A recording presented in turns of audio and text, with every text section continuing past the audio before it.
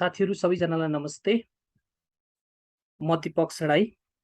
आज म तपाईहरुको लागि मुख्य गरी प्राविधिक कोर्सतर्फ अमिन, इन्जिनियर, सब इन्जिनियर, कम्प्युटर अपरेटर र यसको अलावा बैंकिङ तर्फको नेपाल बैंकको चौथो र पाँचौं तह, कृषि विकास बैंकको चौथो र पाँचौं तह र नासु र खरिदारलाई उपयुक्त हुने हिसाबले संविधानबाट सोध्न सक्ने अब्जेक्टिभ क्वेशनहरू लिएर तपाईहरु सामु प्रस्तुत भएको छु।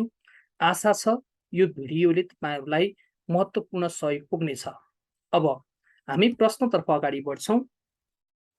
पहिलो यसमा कन्टेन्ट छ वर्तमान संविधान मस्यौदा समितिको अध्यक्ष को भन्यो भने हामीले के टिकार्नुपर्छ? कृष्णप्रसाद सिटौला। वर्तमान संविधान मस्यौदा समितिको अध्यक्ष कृष्णप्रसाद सिटौला। त्यसपछि यो संविधान जारी कहिले भयो भनेर प्रश्न सोध्यो भने हामीले त्यतिखेर 2072 असोज 3 भन्ने अप्सन टिकार्नुपर्छ। त्यस्तै गरी यो संविधान पारित हुँदा पक्षमा कति मत परेको थियो भन्यो भने पक्षमा 507 मत र विपक्षमा कति मत भन्यो भने विपक्षमा 25 मत परेको थियो। त्यस्तै गरी संविधान जारी हुँदा तत्कालीन नेपालका प्रधानमन्त्री अथवा कसको नेतृत्वमा कुन प्रधानमन्त्रीको नेतृत्वमा संविधान जारी भएको थियो भन्ने प्रश्न आयो भने तपाईहरुले यसमा टिक हान्नुपर्ने अप्सन हुन्छ सुशील कोइराला। त्यस्तै गरी संविधान जारी हुँदा सभाध्यक्ष को थिए भन्यो भने संविधान जारी हुँदा सभाध्यक्ष संविधान सभाको अध्यक्ष भन्छौं सभाध्यक्ष भनेर हामीले सभाध्यक्ष सुभाष चन्द्र नेङमाङ। अब यो संविधान तपाईको दुई पटक संशोधन भएको छ। पहिलो संशोधन कहिले भयो भनेर तपाईलाई प्रश्न गर्यो भने पहिलो संशोधन 2072 फागुन 16 मा संशोधन भएको र यो पहिलो संशोधन हुँदाखेरि 3 वटा धाराहरू संशोधन भएका थिए। त्यो 3 वटा धारा भनेको 42, 84 र 286। अब यहाँनिर तपाईलाई अलिकता सम्झिन सजिलो चाहिँ के छ भने यो 42, 84 र 286 को पछाडिको अंकहरू हेर्नुस् त 2, 4, 6 को प्याटर्नमा छ। त्यो वेबाट पनि रिमेम्बर गर्न सजिलो हुन्छ।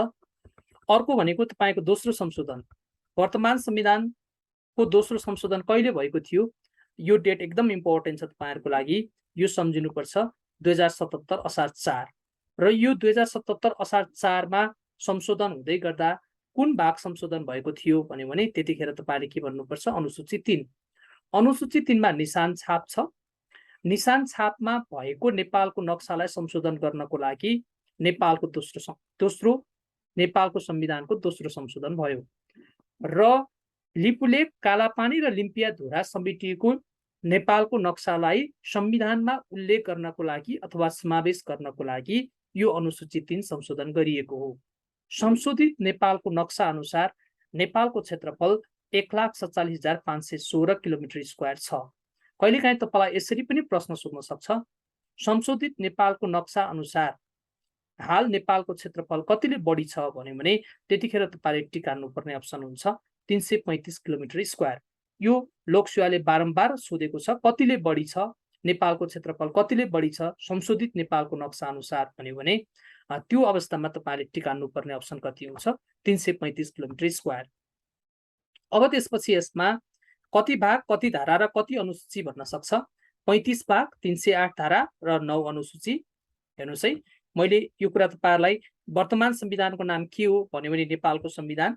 तपाईलाई यहाँनिर झुक्क्याउने कुरा भनेको नेपालको संविधान कमा 2072 दिएर झुक्क्याउन सक्छ।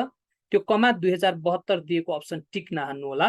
मात्र तपाईले के भन्ने? नेपालको संविधान मात्र भन्ने र यो कुरा चाहिँ तपाईको वर्तमान संविधानको धारा 307 मा उल्लेख गरिएको छ। अब संविधान विधेयक 2/3 बहुमतले पारित भनेको तपाईको यो विधेयक पारित भएको 72 भदौ 30 मा हेर्नुस् है। अनि संविधान सभाका सदस्यहरूबाट हस्ताक्षर भएको विक्रम सम्वत 2072 असोज 1 मा। सभामुखबाट कहिले प्रमाणीकरण भन्यो भने सभामुखबाट प्रमाणीकरण भएको विक्रम सम्वत 2072 असोज 1 र राष्ट्रपतिबाट प्रमाणीकरण भन्यो भने 2072 असोज 3। यो 2072 असोज 3 लाई हामी के भन्छौं त? संविधान जारी भएको मिति पनि भन्छौं। यो कुरा माथि नै उल्लेख गरिएको छ। अब त्यसपछि आउनुस्, यो मैले सरसर्ती तपाईहरुलाई यसको सम्बन्धमा ब्याकग्राउन्ड बताइसकेपछि अब हामी प्रश्नहरुमा जान्छौं। प्रश्नहरुको कुरा गर्दा यसमा हेरौं, मुख्य गरी टेक्निकल कोर्सबाट तपाईहरुले संविधानबाट समावेश गर्नुपर्ने कन्टेन्ट अथवा तपाईको सिलेबसमा उल्लेख गरिएको कन्टेन्ट भनेको भाग 1 देखि 5 17, 18 र अनुसूची त्यो विषयवस्तुलाई समावेश गरेर मैले यो कन्टेन्ट तयार पारेको छु। अब त हामी भाग 1 तर्फ जाँदैछौँ। तपाईलाई प्रश्न सोध्न सक्छ कहिलेकाहीँ सिधै भाग 1 केसँग सम्बन्धित छ भने भाग 1 प्रारम्भिक। अब त्यो भाग 1 को धारा 1 भित्र हामी जाँदैछौँ र धारा 1 बाट हामीलाई सोध्ने पहिलो प्रश्न हुन जान्छ यो संविधान पालना गर्नु प्रत्येक डट-डटको कर्तव्य हुनेछ। हेर्नुस् है, धारा 1 बाट तपाईलाई प्रश्न सोध्यो भने यो प्रश्न सोध्ने पोसिबिलिटी बढिरहन्छ। यो संविधान पालना गर्नु प्रत्येक को कर्तव्य हुनेछ, डट-डटको कर्तव्य हुनेछ भने यतिखेर जस्तै यहाँनिर व्यक्ति, नागरिक, समाज र देश भनेको छ। अब तपाईहरुको बढी कन्फ्युजन यसमा हुने व्यक्ति हो कि नागरिक हो, आइदर पर्सन अर सिटिजन। अब यहाँनिर फरक व्यक्ति र नागरिकको बीचमा फरक के हो भने नागरिक भनेको जो चाहिँ देशको सिटिजन होल्डर हो, जसले नागरिकता प्राप्त गरेको हुन्छ उसलाई हामी नागरिक भन्छौँ भने यसका अलावा अरु सबै चाहिँ के अन्तर्गत आउँछ, व्यक्ति आउँछ। तसर्थ यो संविधान पालना गर्नु भनेको सिटिजन होल्डरले मात्र होइन, हैन? सिटिजन होल्डर भनेको नागरिकता प्राप्त नगरेको अरु व्यक्ति अथवा संस्था हुन सक्छ, अर्गनाइजेसन हुन सक्छ, उनीहरूले पनि संविधानको पालना गर्नुपर्छ। तसर्थ यो प्रश्न नम्बर 1 को तपाईको राइट आन्सर हुन्छ व्यक्ति। यो संविधान पालना गर्नु कसको कर्तव्य हुनेछ? व्यक्तिको कर्तव्य हुनेछ। अब 2 मा आउनुस् है। वर्तमान संविधान नेपालको मूल कानुन हो भनेर हेर्नुस् है, नेपालको मूल कानुन यो तपाईलाई धारा 1 बाट प्रश्न सोध्यो भने 2 वटा प्रश्न सोध्ने पोसिबिलिटी रहन्छ। यो 2 वटा प्रश्न बाहेक काट्ने ठाउँ छैन धारा 1 बाट। एउटा प्रश्न मैले तपाईलाई बताइसके, यो संविधान पालना गर्नु कसको कर्तव्य? व्यक्तिको कर्तव्य। धारा 2 मा आयौं भने वर्तमान संविधान नेपालको मूल कानुन हो भनेर कति धारामा उल्लेख गरिएको छ भने त्यतिखेर तपाईले कुन टिकाल्नुपर्छ? धारा 1। यो गर्यौं भने हाम्रो धारा 1 बाट सकिन्छ। हेर्नुस् है, अब हामी धारा 2 मा आउँदै छौं। धारा 2 मा सार्वभौम सत्ता र राजकीय सत्ता।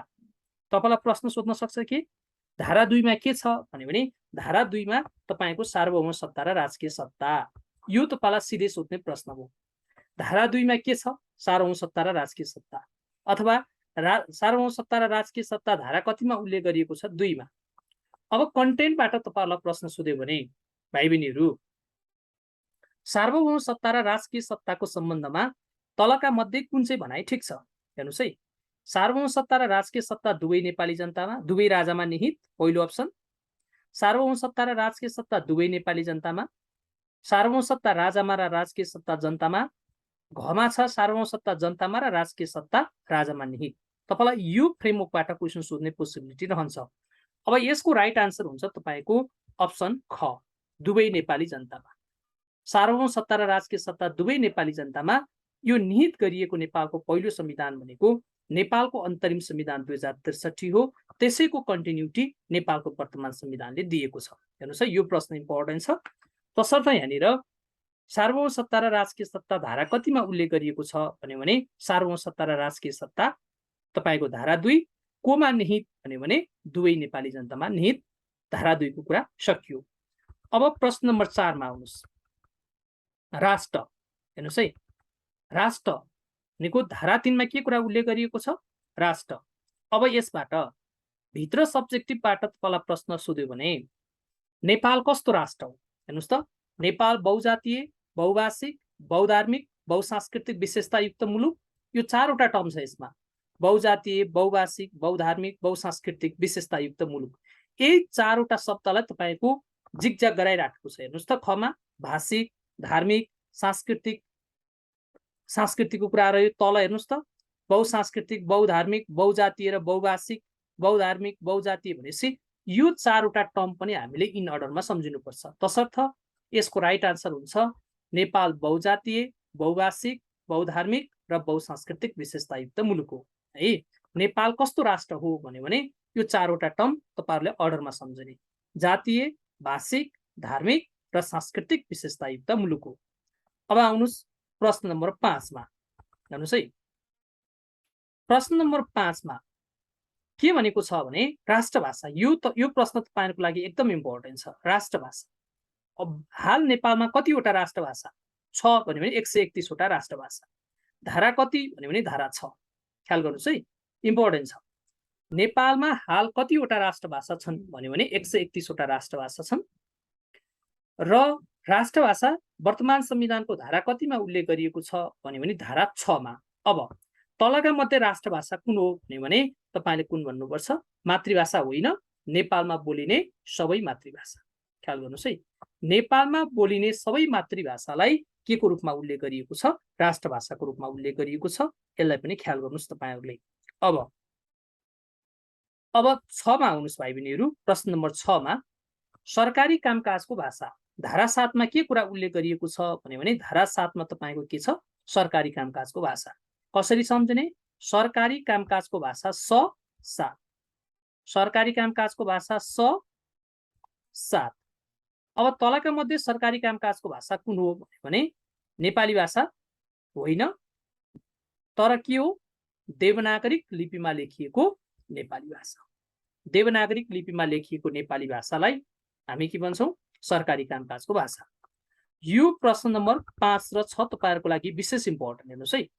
तलका मध्ये राष्ट्रभाषा कुन हो भन्यो भने राष्ट्रभाषा तपाईको नेपालमा बोलिने सबै मातृभाषा, र अर्को छ तपाईको सरकारी कामकाजको भाषा कुन हो भन्यो भने सरकारी कामकाजको भाषा देवनागरिक लिपिमा लेखिएको नेपाली भाषा। अब आउनुस् प्रश्न नम्बर 7 मा राष्ट्रिय झण्डा। हेर्नुस् है, एउटा कुरा अब यहाँनिर तपाईहरुले कुरा के कुरा ख्याल गर्नुपर्छ भने वर्तमान संविधानको धारा कतिमा राष्ट्रिय झण्डा उल्लेख गरिएको छ भन्यो भने ड। तपाईहरुले नेपाली टाइपिङ हान्नुहुन्छ होला भाइ बहिनीहरु। यो ड भनेको कहाँ हुन्छ? तपाईको 8 लेखिएको ठाउँमा ड हुन्छ। एकचोटी तपाईले मनन गर्नुस्।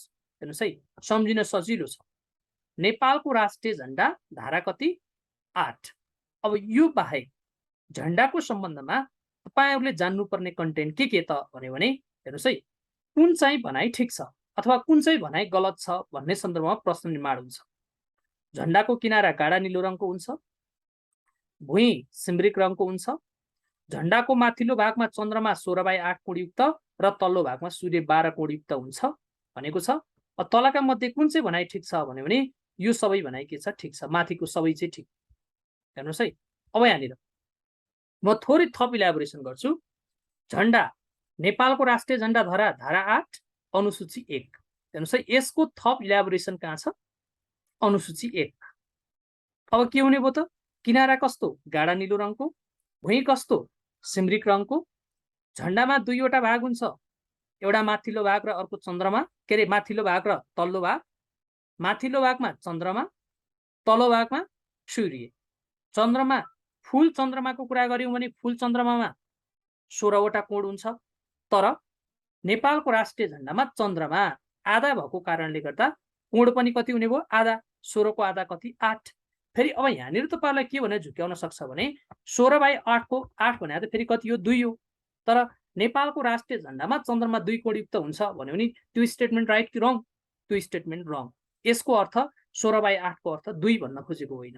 यहाँ भन्न खोजेको कुरा के हो भने फुल चन्द्रमामा 16 कोण हुन्छ, नेपालको राष्ट्रिय झण्डामा चन्द्रमा हाफ हो, त्यो भएर नेपालको राष्ट्रिय झण्डामा चन्द्रमा 8 कोणयुक्त भन्यो भने त्यो चाहिँ राइट। तर 2 कोण 16/8 भने 2, चन्द्रमा 2 कोणयुक्त हुन्छ भन्यो भने त्यो स्टेटमेन्ट चाहिँ तपाईको के हुन्छ?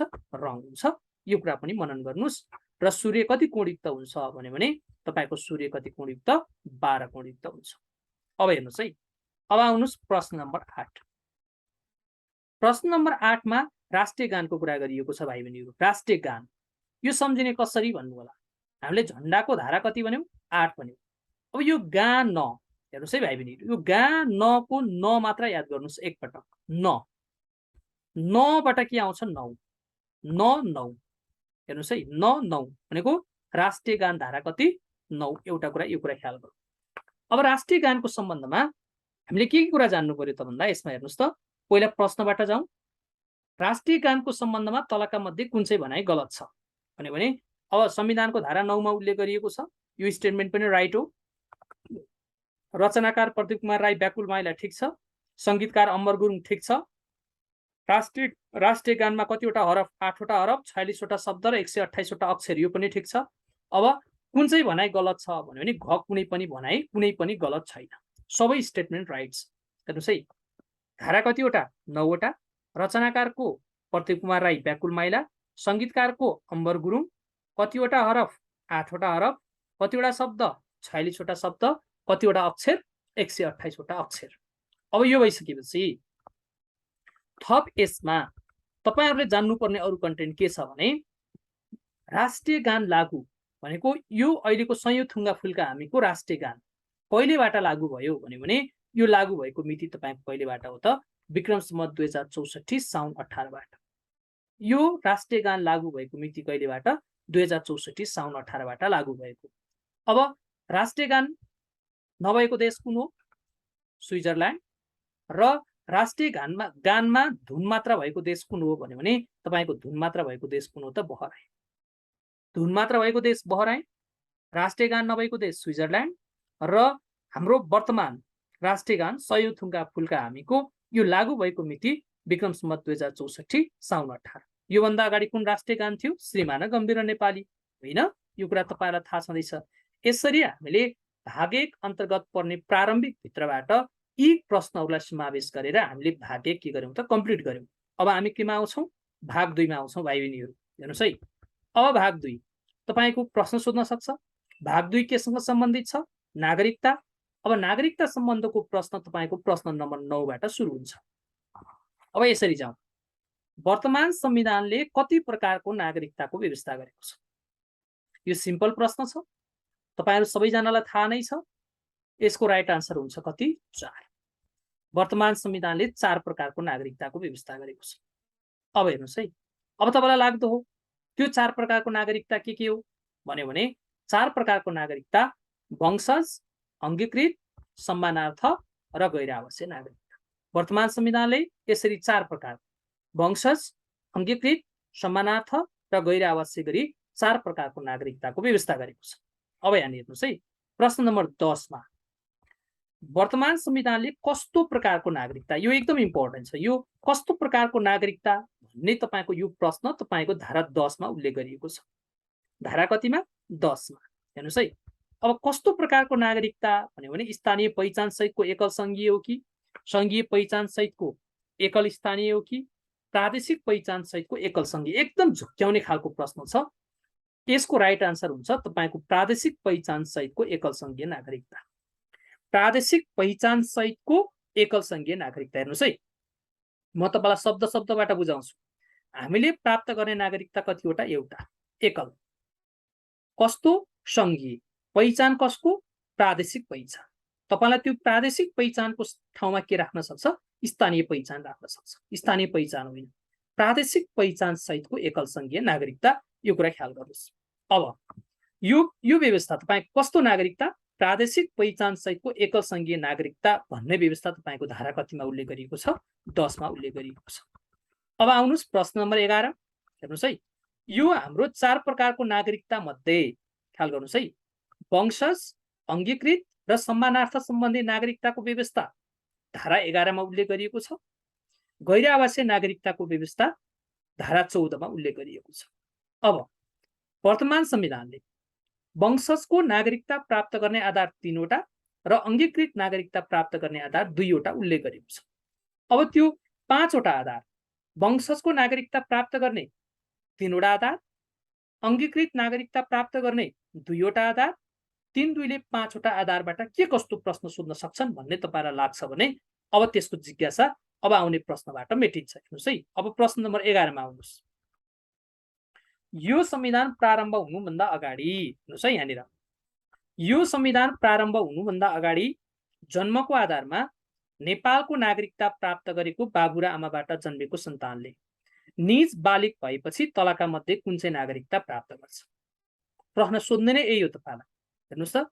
संविधान जारी हुनुभन्दा अगाडि जन्मको आधारमा नेपालको नागरिकता प्राप्त गरेको आमा र बाबुबाट जन्मेको सन्तानले निज बालिक भएपछि तलका मध्ये कुन चाहिँ नागरिकता प्राप्त गर्दछ? यसको राइट आन्सर हुन्छ तपाईको के त? वंशज। वंशजको नागरिकता प्राप्त गर्दछ। अब 12 मा आउनुस्। हेर्नुस् है। यो वंशजको नागरिकता प्राप्त गर्ने पहिलो आधार।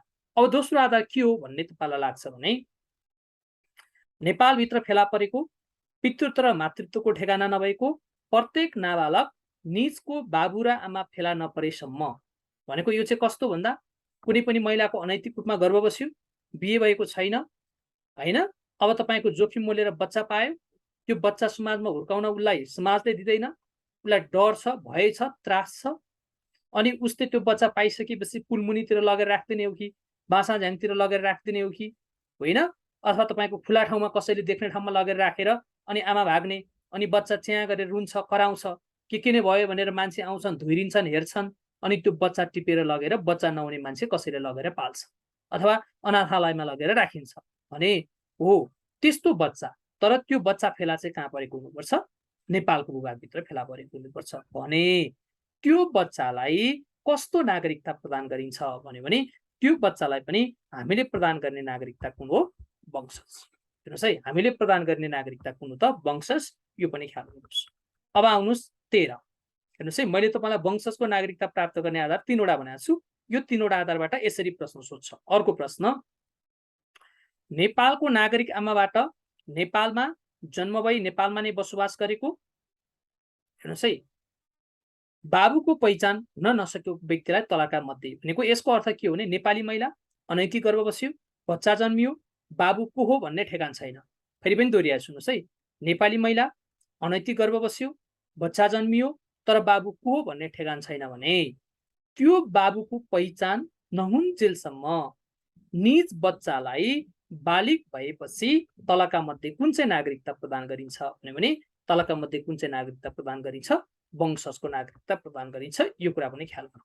यसरी हेर्नुहोस् है, यहाँनिर धारा तपाईँको प्रश्न नम्बर 11, 12 र 13 यो 3वटा आधार भनेको तपाईँको के हो त? वंशजको आधारमा नेपालको नागरिकता प्राप्त गर्ने आधार। 3वटा आधार के रह्यो? एउटा आधार मैले एकपटक दोहोऱ्याइदिए कन्टेन्ट, ध्यान दिनु होला, यो प्रश्न इम्पोर्टेन्ट छ। पहिलो वंशजको नागरिकता प्राप्त गर्ने आधार भनेको यो संविधान जारी हुनुभन्दा अगाडि जन्मको आधारमा नेपालको नागरिकता प्राप्त गरेको आमा र बाबुबाट जन्मेको सन्तानले निज बालिक भएपछि वंशजको नागरिकता प्राप्त गर्छ। आधार नम्बर 1।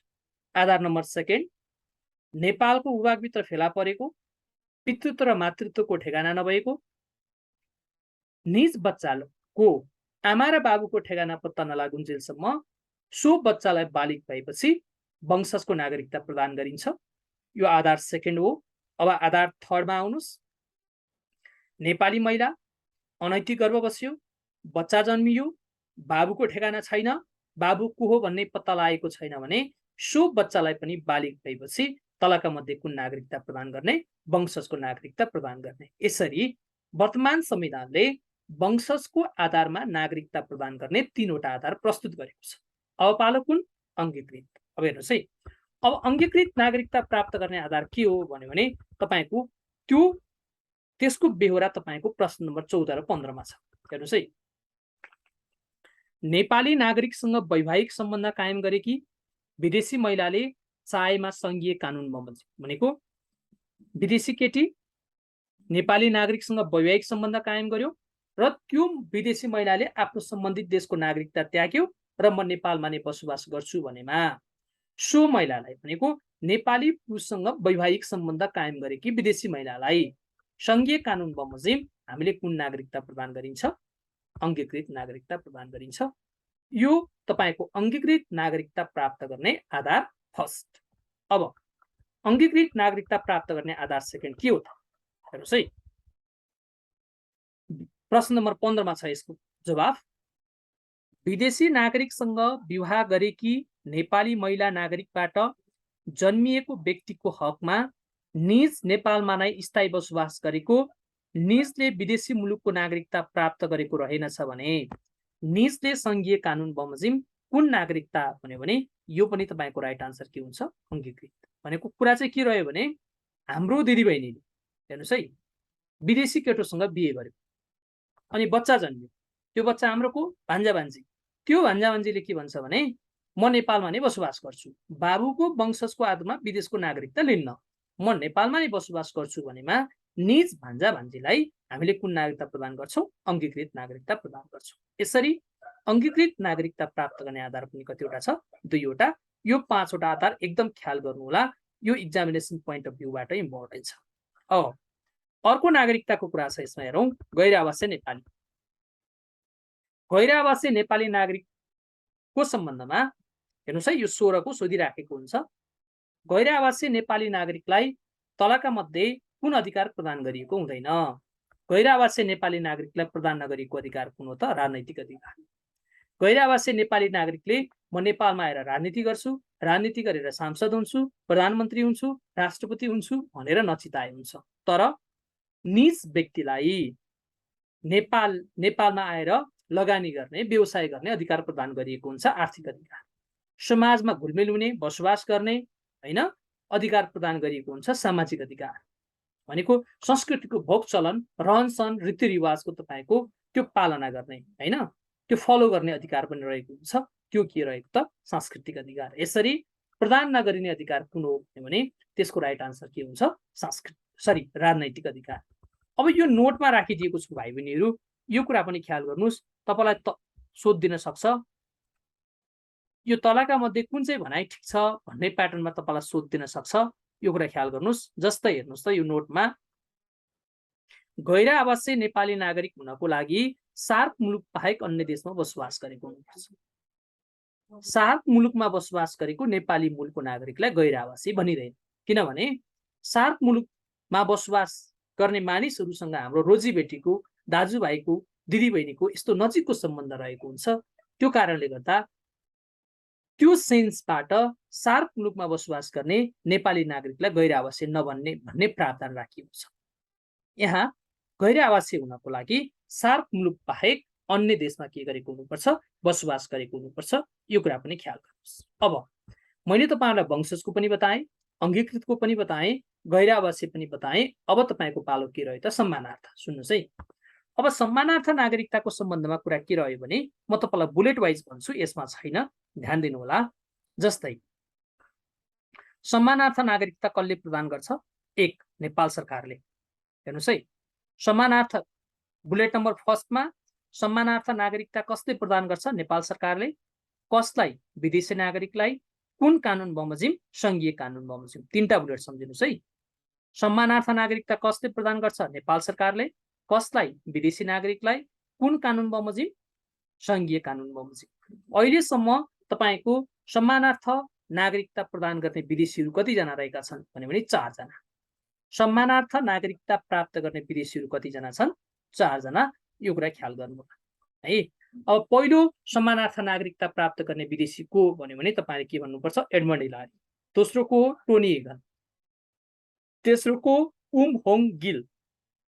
चौथो को भन्यो भने तपाईको स्मिथ कोलिन, हामी को भन्छौं? पुतली बाजे। यसरी नेपाल सरकारले अहिलेसम्म 4 जना विदेशी नागरिकलाई के प्रदान गरेको छ? सम्मानार्थ नागरिकता प्रदान गरेको छ। अब यो भइसकेपछि अब आउनुस्, अर्को प्रश्न छ। प्रश्न नम्बर 16 मा लैंगिक पहिचान सहितको नागरिकता प्राप्त गर्ने आधार कुन हो भन्छ। यो लैंगिक पहिचान सहितको यो एकदम झुक्क्याउने खालको प्रश्न छ। लैंगिक पहिचान सहितको नागरिकता प्राप्त गर्ने आधार भनेको तपाईको आमा वा बाबु।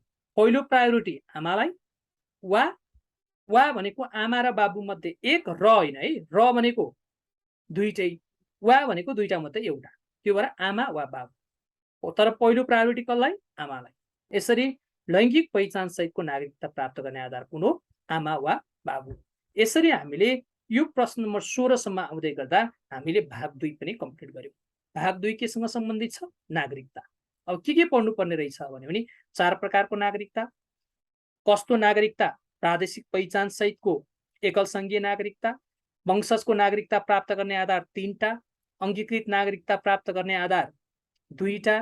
त्यसपछि गैर आवासीय नागरिकता अनि अर्को लैंगिक पहिचान सहितको नागरिकता। यति कुरा पढ्नुभयो भने तपाईको भाग 2 बाट नागरिकताको पोर्सन पनि के हुन्छ? कम्प्लिट हुन्छ। अब भाइ बहिनीहरु, अब हामी भाग 3 मा छिर्दै छौं।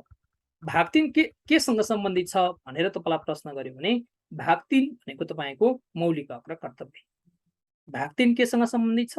मौलिक हक र कर्तव्य। अब यहाँ हेर्नुस् है, यो सिम्पल प्रश्न छ 17 को। वर्तमान संविधानले कतिवटा मौलिक हकको व्यवस्था गरेको छ? यो तपाईहरु सबैले मिलाउने प्रश्न हो। वर्तमान संविधानले 31 वटा मौलिक हकको व्यवस्था गरेको छ है। अब यहाँ हेर्नुस् है, वर्तमान संविधानले 31 वटा मौलिक हकको व्यवस्था गरेको छ भने वर्तमान संविधान भन्दा अघिल्लो संविधान के हो? नेपालको अन्तरिम संविधान 2063। नेपालको अन्तरिम संविधान 2063 ले कतिवटा मौलिक हकको व्यवस्था गरेको छ भने 21 वटा। नेपालको अन्तरिम संविधान 2063 ले 21 वटा मौलिक हकको व्यवस्था गरेको छ। वर्तमान संविधानले 31 वटा मौलिक हकको व्यवस्था गरेको छ। अब तपाईं भन्नुस् प्रश्न नम्बर 18 मा हेर्नु त, वर्तमान संविधानले नेपालको अन्तरिम संविधान 2063 ले भन्दा थप कतिवटा मौलिक हकको व्यवस्था गरेको छ भने थप कतिवटा? 10 वटा। 21 र 31 को डिफरेन्सेस कति हो? 10। अब हेर्नुस् है, अब तपाईहरुले यो 19 मा हेर्नुस्, मौलिक हक भित्रबाट तपाईहरुलाई सोध्न सक्ने के प्रश्न रहन सक्छ भने यो 19 को प्रश्न सोधिरहेको छ, मृत्युदण्डको सजाय दिने गरी कानुन बनाउन नपाइने हक। हेर्नुस् है, मृत्युदण्डको सजाय दिने गरी कानुन बनाउन नपाइने हक कुन मौलिक हक अन्तर्गत पर्दछ भने यो सोधिराख्ने प्रश्न हो, सम्मानपूर्वक बाँच्न पाउने हक। यो कुरा ख्याल गर्नुस्। 20 मा हेर्नुस्, लैङ्गिक आधारमा पारिश्रमिक तथा सामाजिक सुरक्षामा कुनै भेदभाव गर्न नपाइने कुरा।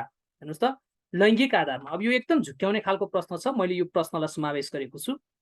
लैङ्गिक आधारमा भनेछ, लैङ्गिक भने महिलाको हक हो कि, पारिश्रमिक भनेछ श्रमिकको हक हो कि, सामाजिक सुरक्षा भनेछ सामाजिक सुरक्षाको हक हो कि, भेदभाव भनेछ छुवाछुत र भेदभाव विरुद्धको हो कि, अथवा समानताको हक हो। हेर्नुस् त, लैङ्गिक आधारमा पारिश्रमिक तथा सामाजिक सुरक्षामा कुनै भेदभाव गर्न नपाइने कुरा कुन मौलिक हक अन्तर्गत पर्दछ भनेछ। यो भनेको तपाईको भेदभावको अपोजिट के हुन्छ? समानता। त्यो भएर 20 को राइट आन्सर के हो त? ग, समानताको हक। लैङ्गिक आधारमा पारिश्रमिक तथा सामाजिक सुरक्षामा भेदभाव गर्न नपाइने कुरा कुन हक अन्तर्गत पर्छ? समानताको हक। अब आउनुस् 21 मा, कानुन बमोजिम। हेर्नुस् है, कानुन बमोजिम गोप्य राख्नुपर्ने सूचनाको जानकारी दिन कसैलाई बाध्य नपारिने। अब यो प्रश्न पनि कन्फ्युजन भएर यसमा समावेश गरिएको छ। हेर्नुस् है, तपाईलाई कन्फ्युजन लाग्न सक्छ। जस्तै के आधारमा कन्फ्युजन भनेको भने यसमा गोप्य भने गोपनीयताको हो कि अथवा सूचनाको हक हो, हैन? त्यो दुईटामा कन्फ्युजन हुन सक्छ भनेर यसमा समावेश गरिएको। कानुन बमोजिम गोप्य राख्नुपर्ने सूचनाको जानकारी दिन कसैलाई बाध्य नपारिने कुरा चाहिँ तपाईको कुन हो त? जस्तै तपाईलाई सूचनाको हो कि गोपनीयताको हो भन्ने डाउट लाग्छ भने यसको राइट आन्सर हुन्छ सूचनाको हक। है, कानुन बमोजिम गोप्य राख्नुपर्ने सूचनाको जानकारी दिन कसैलाई बाध्य पारिने छैन भने यसको राइट आन्सर के हुन्छ? सूचनाको हक। अब आउनुस् 22 मा, सम्पत्ति तथा पारिवारिक मामिलामा दम्पतिको समान हक हुनेछ। दम्पति महिला र पुरुष दुवैको। अब यसमा चाहिँ तपाईको लाग्न सक्छ सम्पत्तिकै हक हो कि, अथवा दम्पतिको हक हो कि, अथवा समानताको हक हो कि होइन भन्ने लाग्ला। यो कन्फ्युजिङ खालको प्रश्न भएर यसमा समावेश गरिएको छ। यो 22 को राइट आन्सर हुन्छ तपाईको महिलाको हक। सम्पत्ति तथा पारिवारिक मामिलामा दम्पतिको समान हक हुने कुराको व्यवस्था, यो भनेको तपाईको के हो त? महिलाको हक। अब 23 मा हेरौँ, संकटकालीन अवस्थामा पूर्ण रूपले निलम्बन हुने हकहरू कतिवटा छ? 8 वटा छ। हेर्नुस् है, संकटकालीन अवस्थामा पूर्ण रूपले निलम्बन हुने हकहरू कतिवटा छ? 8 वटा छ। अब तपाईलाई तलका मध्ये कुन हो भनेर प्रश्न सोध्न सक्छ। त्यो प्रश्नको आन्सर जान्नुभन्दा अगाडि तपाईले के पढ्नुपर्छ? यो नोटको कन्टेन्ट थाहा पाउनुपर्छ। हेर्नुस् है, यो नोटमा राखिदिएको छु, यो तपाईले जसरी पनि जान्नुपर्छ। यहाँनिर के भनिएको छ भने संकटकालीन अवस्थामा पूर्ण रूपले निलम्बन हुने मौलिक हकहरू कतिवटा छन्? 8 वटा छन्। अब यसलाई कसरी सम्झिने भने यो सूत्रबाट जाने। हैन है, सूत्र राखिदिएको छु। यो सूत्र आऊ रोगी सासु श्रम गर नजरबन्दमा। हेर्नुस् है, आऊ रोगी सासु श्रम गर नजरबन्दमा। तपाईले बोला, आऊ कसलाई? रोगी, को? सासु, के गर? श्रम गर, कहाँ? नजरबन्दमा। आ भने आवासको, उ भने उपभोक्ता, रो भने रोजगारी, गी गोपनीयता, स सम्पत्ति, सु सूचना, श्रम श्रमिकको हक र नजरबन्द निवारक नजरबन्द विरुद्धको। अब यो 8 वटा हक मध्ये अब हेर्नुस् माथि कुन आयो त भने कुन होला? यसो हेर्नुस् त, संकटकालीन अवस्थामा पूर्ण रूपले निलम्बन हुने मौलिक हक कुन हो त?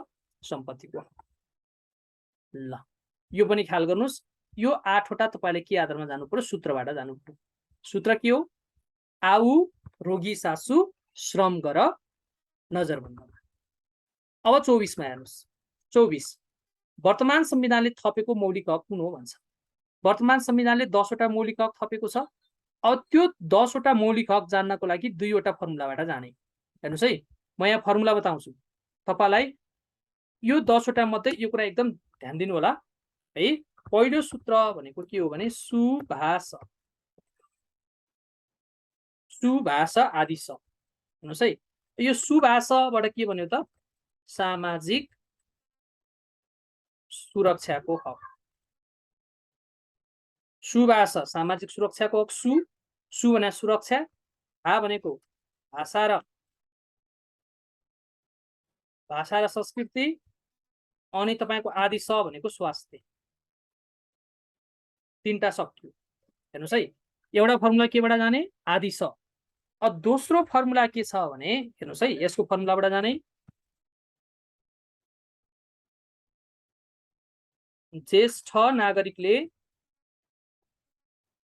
10 आँखाको उपभोग गरेर अपराध गर्यो। यो फर्मुला सम्झिने ल।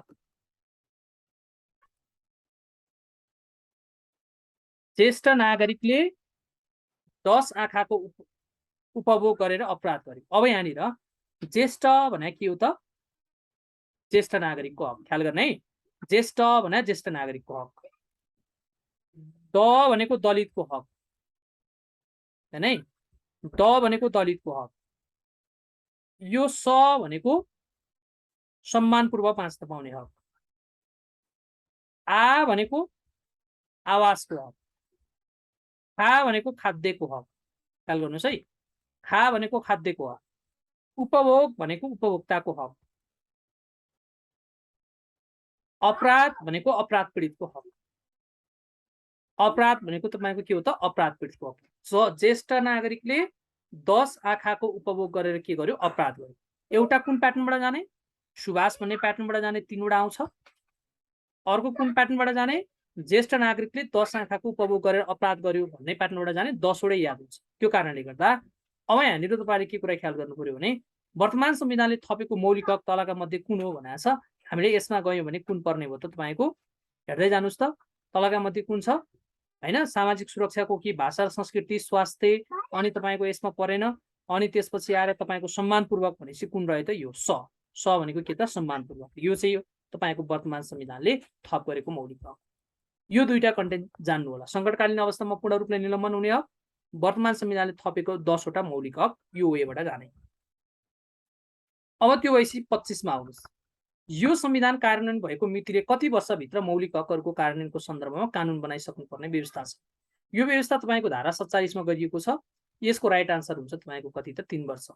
अब हेर्नुस्, धारा प्रश्न नम्बर 26 मा हेर्नुस्, नागरिकका कर्तव्यहरू कतिवटा 4 वटा। वर्तमान संविधानको धारा कति धारा 48। सम्झिन पनि सजिलो छ, 4 दुना 8 हैन। वर्तमान संविधानले कतिवटा नागरिकका कर्तव्यहरू भन्यो भने 4 वटा नागरिकका कर्तव्यहरू है। धारा कति 48 4 दुना 8। अब के हो भनेर तपाईलाई सम्झिन मन लाग्यो भने प्रश्न नम्बर 27 मा आउनुस्। क राष्ट्रप्रति निष्ठ नागरिकका कर्तव्य कुन हो भनेको छ। राष्ट्रप्रति निष्ठावान हुँदै नेपालको राष्ट्रियता है, राष्ट्रप्रति निष्ठावान हुँदै नेपालको राष्ट्रियता, सार्वभौमसत्ता र भौगोलिक अखण्डताको रक्षा गर्नु, संविधान र कानुनको पालना गर्नु, राज्यले चाहेको बखत अनिवार्य रूपमा सेवा गर्नु, सार्वजनिक सम्पत्तिको सुरक्षा र संरक्षण गर्नु। यो तपाईलाई सम्झन सजिलो हुन्छ भनेर 5 वटा अप्सन बनाएर राखिदिएको छु। यसको राइट आन्सर के हुन्छ माथिको सबै। यसरी हामीले के गर्यौं त यो मौलिक हकको भित्रबाट सोध्ने तपाईलाई के छ त भन्दाखेरि यो प्रश्नहरु निर्माण गरिएको छ। अब अर्को कुरा यसमा जान्नुपर्ने तपाईको 31 देखि 46 सम्मको तपाईको 31 वटा मौलिक हकहरु सबै जान्नुपर्छ। यो कसरी सम्झिने कसरी पढ्ने भनेर अर्को भिडियो बनाएर तपाईलाई अपलोड गर्छु। र अब बाँकी रहेको हेर्नुस् है, यहाँसम्म गर्दै गर्दा हामीले भाग 3 सम्मको कम्प्लिट गर्यौं र अब बाँकी रहेको तपाईको भाग 4, भाग 5, 17, 18 र अनुसूचीको सम्बन्धमा त्यो कन्टेन्टको प्रश्नहरु लिएर फेरि अर्को भिडियोमा आउने छु। यो राम्रोसँग सुनिदिनु होला है, राम्रोसँग एकचोटी हेर्दिनु होला। लगभग यसबाट तपाईहरुलाई सोध्न सक्ने सबै प्रश्नहरु कभर अप गरेको छु र यहाँहरु सबैले राम्रोसँग हेर्दिनुस् र यसलाई मनन गर्दिनु होला र यहाँहरुको लागि विशेष धन्यवाद भन्दै म यही अन्त्य गर्छु। धन्यवाद।